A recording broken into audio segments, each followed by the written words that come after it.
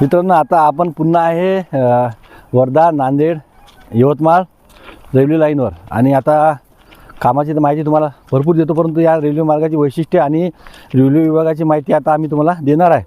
तर मित्रांनो, सर्वात महत्त्वाचं म्हणजे जंक्शन आणि टर्मिनल म्हणजे काय. तर आपल्या या जो वर्धा, यवतमाळ, नांदेड जो रेल्वे मार्ग आहे याच्यावर किती जंक्शन आहेत आणि याच्यावर टर्मिनल कोणते आहे. मित्रांनो, तर याच्यामध्ये जे आहेत जंक्शन 2 राहणार आहेत. तर याच्यामध्ये जे मुख्य जंक्शन जे आहे जे वर्धा, की जे हावडा महामार्गावर आहे, कारण की नागपूर मुंबई रूट तिथं अटॅच होते. आणि आपला हा सुद्धा जो रेल्वे मार्ग जाणार आहे नांदेडहून वर्ध्याला, तो सुद्धा तिथं हे होणार आहे. तिथं ते एक महत्त्वाचं टर्मिनल आहे मित्रांनो.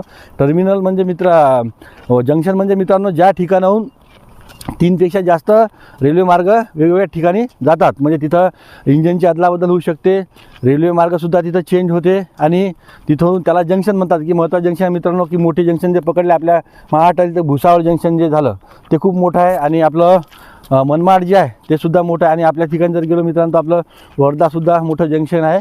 आणि याच्यामध्ये आता यवतमाळ जे आहे मित्रांनो, यवतमाळ हे जंक्शन नसून हे टर्मिनल आहे. टर्मिनल म्हणजे मित्रांनो आपलं हे अंतिम स्थान. कारण की जेव्हा हे आपल्या नांदेड ते यवतमाळपर्यंत रेल्वे येईल, तर ते त्याचं अंतिम जे स्थान आहे म्हणजे त्या रेल्वेचं, तर ते यवतमाळ राहील. त्याच्यामुळं रेल्वे हे जंक्शनच राहणार आहे कमी याच्या दृष्टीने, परंतु ते टर्मिनल आहे मित्रांनो. तर हे आपले 2 मेन जंक्शन वर्धा आणि नांदेड, आणि एक टर्मिनल जे आहे त्या आपलं यवतमाळ राहणार आहे. आणि बाकी जे आहे तर हे रेल्वे स्थानक राहणार आहेत मित्रांनो.